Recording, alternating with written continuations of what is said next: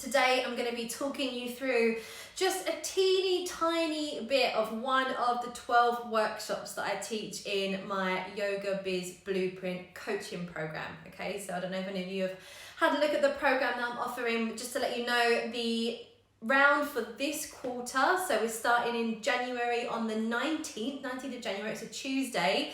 It runs for 12 weeks, where you actually get 14 weeks access to the program, and I'm offering a massive £300 discount off of this coaching program, which is mad really, considering the stuff that I'm putting in, all the knowledge that I'm giving you guys. It's just a fraction of the price of my one-to-one coaching session. So if you're interested in joining a coaching course for this year, we start in just over 2 weeks, under 2 weeks time. Oh my goodness. Well, I'm ready. Don't worry, I'm ready.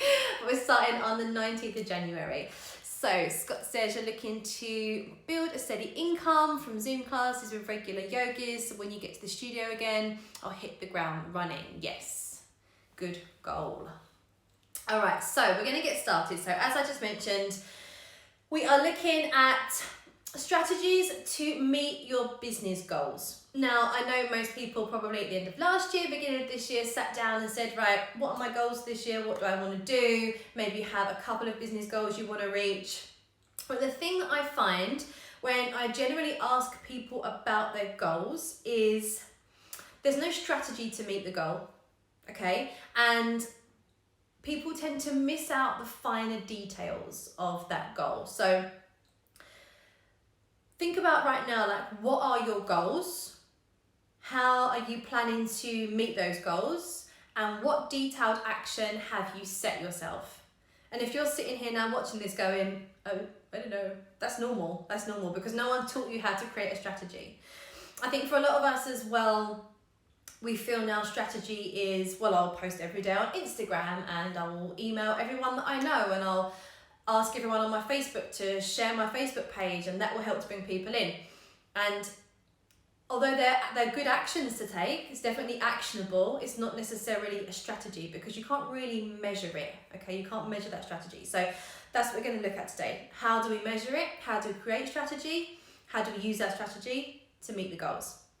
So if you did bring a pad and a pen with you, write down a goal that you have. No matter if it feels like it's a massive goal for, right at the end of the year, or if it's, as Scott just said here, maybe a goal closer to home. If you think when we come out of lockdown, finally, just in case you're not here in the UK, we're in another lockdown, and they're talking on the news about it lasting maybe late February, early March. So we don't really know what's going on. So obviously, all yoga classes are still online. So for us, maybe it's a shorter term goal. If you have a massive goal for the end of the year, write that goal down. So look at that goal and think, what action did I set for that goal? What action am I planning to take on that goal? And how am I going to measure meeting that goal? And if you're not writing anything else down, don't worry, this is why I'm here, okay? So you get to learn from me. I've done it before. I've messed up many times before by jumping into things without any strategy. And now I'm going to teach you the strategies that I use, that I find have worked very well within my business. Let me give a little wave. Hi, Lucy. Okay, so in my experience, when I ask future clients or people who come into my coaching programs, what are your goals? The number one thing people say is, well, I just want to grow my business. I want to keep growing my business. But that's not specific, okay? We need to get more specific in order to be able to measure action. So you need to be really specific on what you want within your goal. So by saying, I want to grow my business, great. What does growing your business mean for you? Does that mean finding more clients, being visible to more clients so that your studio classes are always full? Does that mean reaching more people online so that you can fill out an online membership? Does it mean starting to think about higher ticket offerings such as retreats and workshops, so that you're creating larger chunks of income in your business without teaching any more classes? I hope that makes sense. So feel free, as I'm talking, please do write a comment and I'll get back to you as I go. Let me just give another couple little waves here. Hi, Wendy. So be specific about that action, about that big goal that you want, so we know exactly what we're working to. Growing your business, great, everyone wants to do that. That's why we're here running a business. Everyone wants to grow their business. Be specific about what you want. And even for you, like if you're just getting started, maybe for you, your goal this year or within the next 6 months is to sell out a workshop or set up your first 3 Zoom classes, or maybe you're moving from part-time to full-time teaching and you have goals there with having, 1 full yoga class every single day from Monday to Friday. That's a specific goal, okay? Growing your business, not a specific goal. So think about that. I'll give you a minute to jot that down. I always pick up my pen as if I'm going to write. I probably will in a minute. So when you have your specific goal, we can then look at the things that we need to do, the pieces of action that we need to take in order to reach that goal. And I do go a lot more in depth in this in my coaching programs, that we look at every single piece of action as you work towards your goal, and then the further action you can take on it. Obviously, we're just here. This is very general. I don't know exactly what you guys are doing, and we have about 30 minutes. So I'm going to squeeze in as much information as I can here. So, okay, let's take as an example. And Scott mentioned it just now actually about growing your database. You were specific there. You have a reason that you want to grow your database. Just bear in mind that not everyone who does yoga online wants to also do yoga offline, and you might have 2 different like niche target audiences there as well, online and offline. So sometimes they won't transfer, sometimes they do. Okay, so if you are looking to, let's say, grow your client base, give yourself a set time for those results. So is that a year? How many clients do you want?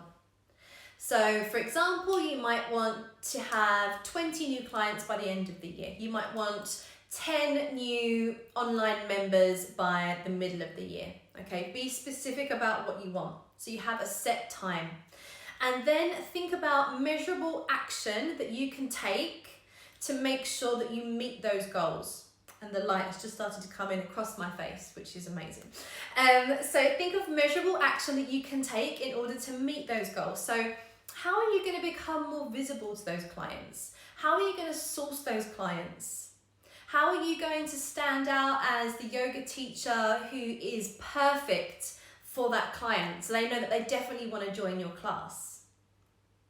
So maybe jot down some ideas, like if you have something specific in mind right now, jot down some ideas. And if you're writing down, posting on social media and creating a website, you need to go a little bit deeper, okay? So then we're going to start to look at getting a little bit deeper now on those pieces of action. So I'm going to keep in mind here, growing the database. So I'm going to say, I want 20 new clients in my online program by December 2021. Okay, so we can kind of break down those 20 people month by month. Yeah, so then I know if I want 20 new members by the end of the year, 1 to 2 clients per month is going to kind of have me moving towards there. So I know that middle of the year, I need to have around 10 or 12 new clients. And then you can break that down. So how every single month are you going to find 1 or 2 new members to join your online membership? So let's look at the things that we would need to do to bring those members in so that you're signing up 1 or 2 new members every single month. So you might need to take action on learning about marketing. Maybe you need to search for a marketing course and sign yourself up for a 30, 60, 90-day marketing course. Maybe that's what it's going to be for you. Maybe you need to take a little bit more time with your education. Maybe you know a bit about marketing now, you're getting used to this whole social media thing, you know the content that your followers and potential new clients are loving, so you need to sit down and you need to plan out every month your content. And then you can feel certain that by having content going out and by giving that free advice, that knowledge, that you're establishing yourself as a leader, as a professional, as the specialist in what you do. Therefore, you're going to be able to drive people towards your membership. Maybe if you're just getting started or you're shifting from part-time to full-time and you really want to take this as a big business opportunity now and you need help with that, you need to think about finding a mentor or taking time to do an online course or something that's going to help you to be able to reach that goal. So whatever you're struggling with right now, whatever you usually find quite challenging, now is the time to take action on it so that you can measure your goals. I hope that makes sense. So give me some feedback if you want to. Let me send a couple of little waves out here. Feel free to give me some feedback, ask questions. I will tell you happily, directly what I think you should do within your business. If you feel like there's something that you need help with, then feel free to drop that into the comments and I will do that live while we're here. So when you start to understand the action that you need to take, when you have a list of actions that you need to take, how are you going to measure your success? So if you're setting yourself a yearly goal, so if I'm saying I want 20 people in my online membership, 20 new people in my online membership by the end of the year, so I know that mid-year, like June, July, I need to have 10 or 12 people there. Maybe I'm unsure, like how am I going to get myself in front of these people? How am I going to become visible? So I think now, okay, I'm going to take a course in Facebook ads or in Instagram marketing. So if I take that 30-day course now and I start implementing that 30-day course as I come out of it or during it, I know I can then measure my success. So measuring your success, how are you going to read that measure? So if you have a monetary goal this year, if you want to earn 40, 50, 60,000 pounds or dollars in your business this year, again, you can break that down to quarterly, to half yearly, to monthly, and know what your target needs to be. If you're looking at intaking new students, again, you can break that down and look at monthly what you need to be hitting, quarterly what you need to be hitting, 6 monthly what you need to be hitting to get your target. If you are looking at, developing your knowledge of social media, of digital mailing, I'll come to that in a minute, Scott, actually, digital mailing, then you can read your insights. Like how many of you read your insights on Facebook and on Instagram to be sure that the content that I'm sure you spend loads of time preparing is actually working, making sure that you read into that and understand that everything that you're preparing is actually what your potential new client wants. Again, that will then propel you, that lifts you up and shows you as a leader in your space. So let me just answer these questions that are coming in. Feel free to keep answering questions. Signing people to your mailing list should be a priority. Definitely, people on your mailing list is a priority when you are looking at an online platform. So for example, I can share, like, I know that I have 3 or 4 times even more people on my mailing list for things I send out with regards to like virtual yoga than I do my real life yoga, because I don't like my real life yoga classes. I only have a maximum 10, so I don't need to have more than 200 or 300 people on my mailing list because I only have 10 spaces to fill. So kind of think about it in that way as well. But always grabbing an email address. Email addresses are great to grab because you're moving away from the noise and the hustle and the bustle of social media. So if you can move people from your social media onto your mailing list, that is great. If you're using email marketing, make sure that you know how to understand how to read the insights. Yeah, because you can be throwing out all these emails and these blog posts and things like that. If no one's reading them, if they're not converting to clicks and sales, you're kind of just throwing all your energy away. Okay, so make sure that you're reading your insights. Lucy, I want to create more of a community vibe with my subscribers. Yeah, she got a new subscriber the other day. Good. So Lucy's taken one of my workshops before. Good. You want to create more of a community vibe with your subscribers. So do you mean your subscribers on, the sense of community you get will be from people. So if you want to create community, you need to kind of be doing that on your social media page, whether it's on Instagram or you have a Facebook group. Like, to feel you have a community, you want to bring people together. So that's quite hard to do with like emailing. Let me know if that's what you mean. because people don't, like, you are the community.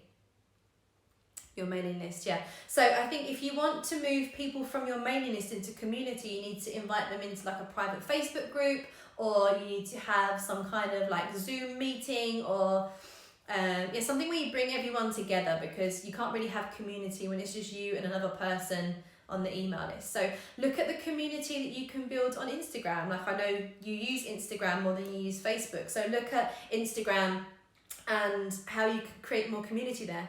Call to action, ask people to comment. So when people comment, they start noticing each other and they start commenting on each other's comments, you know, how to build it up that way. Hope that makes sense. Guys, do feel free to keep asking questions. This is fun.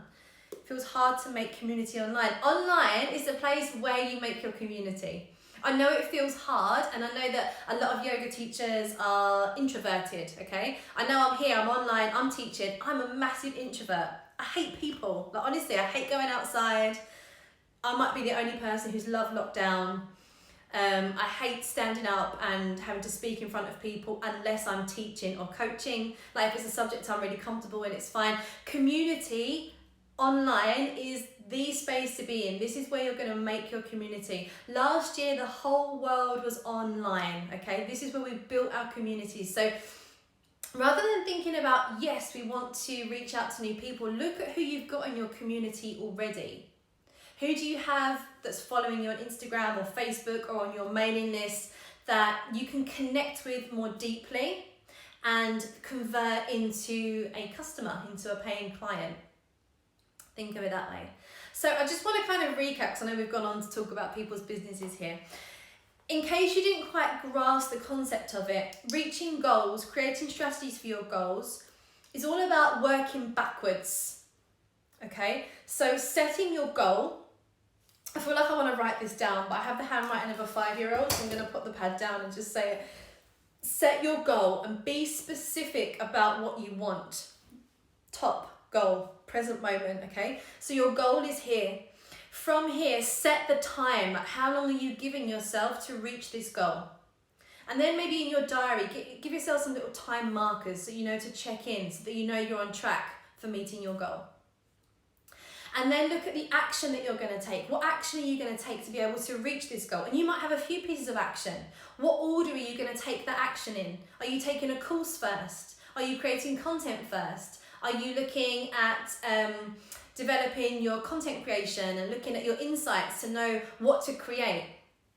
And then again, you can put in check-in dates for all of these points to make sure that you're meeting your goals. And then look at where you are now and all of the action that you need to be doing. So you need to make sure you can tick off all those action points, measure the action before you reach your goal.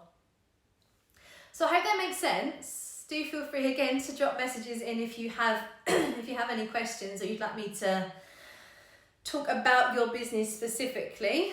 That's what I'm here for. I'll wait a minute. I know there's a bit of a time lapse on the Instagram. Well, I'll just let these tumbleweeds and crickets fly through the session, which is absolutely fine. You've all been really interactive today, which says to me we all have big goals for the year. So it's all about working backwards. Top things, work backwards, be really specific, look at the finer details, and set specific action points. So understand the action that you need to take. I say this all the time, and I know it's because I'm a coach, but I've had coaches, I've had mentors, I've taken courses in the last year or so to make sure that I become better in my business, so I can teach you guys more and show up for my coaching clients and coaching courses more. So it's really important to understand your challenges, what you struggle with, like what you need to get help with right now, so that in 12 months time or 6 months time, you feel really confident you're going to meet that goal. It's not going to be a problem, because at the moment, it can just be kind of guesswork, can't it? You know, I keep saying it's that thing, throwing shit at the wall and seeing what sticks. If you're guessing, you're just guessing. Well, I saw her do this, so I'm going to do that with my social media. Well, I saw him do this workshop and I know that it sold out, so I'm going to do that. That's not right for your business. You need to understand your business, your target audience, what you do, what you want in the long run, so that you can set achievable goals. Scott, how do you feel about getting people on monthly subscriptions rather than pay as you go online? Most of my clients come to class anyway, and I don't want to lose revenue. Personal view is pay-as-you-go classes are the death of business. Yeah, I don't run any pay-as-you-go classes. All of mine is monthly subscription. I've fucked up many times and done a pay-as-you-go class. I'll tell you what it is. I know what it is, as yogi is like, yeah, you don't want to lose revenue, and also you don't want people to miss out. You know, you don't want someone to say, well, I can't do those 2 classes that month, so I don't want to pay that because I'm losing money. But find a way around it. So if you're offering a monthly block booking or a membership, so maybe you're doing an unlimited membership, or maybe you're doing a block booking of your class, so maybe you have like a Monday morning class, they're going to pay for 4 up front, or you're going to do a package of 10 classes for X amount of money, and you don't want people to miss out. Make it accessible, like give them the video, like send them the Zoom links, they can watch the video again, put it into a Facebook group. I stream live through Facebook, so my members just go in and they can watch any videos that they want. Like I think pay as you go honestly is like the death of business. And if you run your business on a pay-as-you-go basis, I strongly believe that you will never be able to grow out of being what I always call the local yoga teacher. Yeah, if you want to grow your business and you want to be able to run high-ticket events, retreats, workshops, anything higher or a larger price ticket than a pay-as-you-go class. A pay-as-you-go class, and I've seen them priced from like £3 to £10. If it's difficult for you to move your students up into a block booking of like £20 or £40 for a month, it's going to be very hard if you then want to branch out and create larger events to ask someone to pay £1,000 for a retreat, or even £50 or £60 for a day retreat. So start thinking long term. And in my experience working with yoga teachers, when I push them to do this, not only do they start freaking out and say, I don't want to lose revenue, I don't want to lose clients, I don't want to become inaccessible. You get that resistance, don't you? When you push through the resistance and we start packaging things up, I say to people, if people love your classes, they're going to turn up, they're going to pay. Like, think about your own actions. I'm sure there's been a yoga teacher you've gone to in a studio or a gym or something, and you get it as part of your membership, and then they leave and you go, oh crap, and they set up their own class and they ask for a bit more money and you pay it because you love the teacher. Like, remember, people are paying for your knowledge, they're paying for your experience, they're paying for your time. So don't be afraid to package your classes. As a practitioner, I've been put off, so I hope I won't do the same for my community by that. As a practitioner. So do you mean that you've been put off by not wanting to block book classes? Just let me know. So if anyone's joining in, I'm just going through a few business ideas with people now. So let me know if that's what you mean. But you have to kind of think of your own actions. So if you think personally, you have to work from your heart, don't you? Yes, okay. So personally, if you know that you don't want to block book for classes, if you know that you prefer drop-in classes and you prefer to run drop-in classes, and that you don't necessarily want to grow out of the, hourly yoga teaching space, then you have to go with what feels right for you. All I can do is give advice on, if you want to generate income and you want to have reliable income, you need to know who's going to be in your classes. So it's an exchange of energy, isn't it? It's an exchange of energy. So if people want to come to your classes, they want you there, they want you being knowledgeable, they want you full of energy, they want you feeling good and taking care of yourself. And in my experience working with a lot of teachers come to me burnt out and feeling like shit because they're saying, I'm not earning any money. Like, I'm literally making a loss every single month because of pay-as-you-go classes.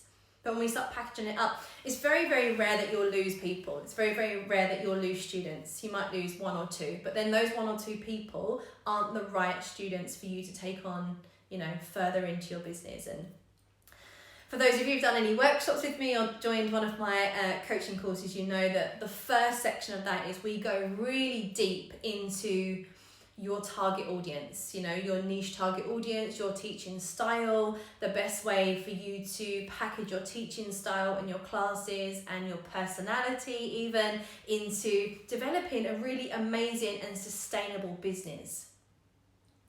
So if you have any more questions, go ahead, pop them in. I'm kind of winding down now, but if you have any questions, head and heart struggle right there, absolutely. But do you know what, Scott, do you know what it comes down to? And I've definitely been through exactly the same thing. I did it when I was building my fitness business. I did it when I first started building Yoga Flow with Leah, which is my yoga business here as well, is I wanted to help everyone, yeah? And I know as yogis that's what we want to do. You don't want to leave anyone out. You don't want to be inaccessible. You don't want anyone to not be able to afford it.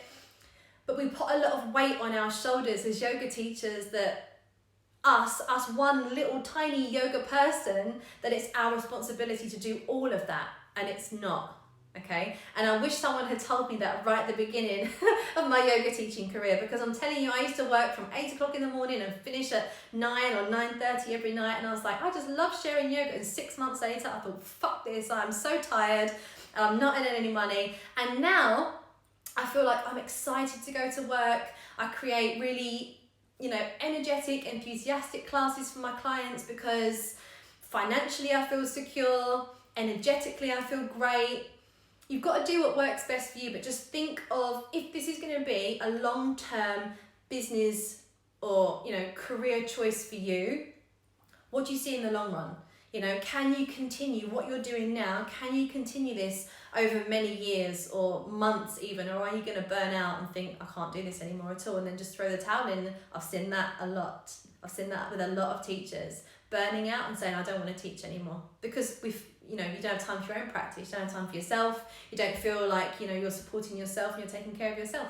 So the head and the heart struggle is real, but you need to think about a long-term basis. Like, if you want to be showing up for as many people as possible and sharing your love of yoga, you need to keep loving it. You need to keep loving what you do.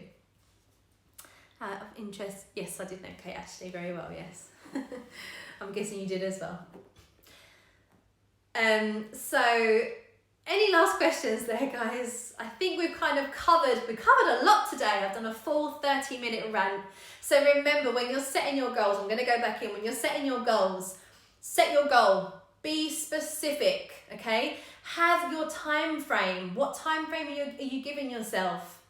What pieces of action are you going to be taking? Yes, set those pieces of action and make sure that you are checking in with those actions. Make sure that you are measuring it to make sure you meet your goal.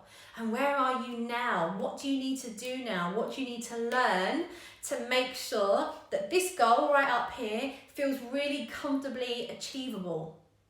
All right, so as I said right at the beginning of the session, 19th of January, I'm starting a 12-week group online coaching program. You get 12 live sessions, so all of the sessions are interactive like this, but on Zoom, so you get to ask all of your questions that you have about your business. I'll walk you through everything from, you know, setting up your business model, your target audience, your finances, your accounts. We go through branding, we go through digital mail lists, we go really deeply into social media, and then we start looking at creating strategies within your business, okay? And gaining clients, almost creating clients, gaining clients, retaining clients, and building a really strong business. So if you're interested in that, there are a few more details in the link in my bio. There's also a big fat £300 discount off of January's calls, and I will never offer that again because it is mental. You get so much information.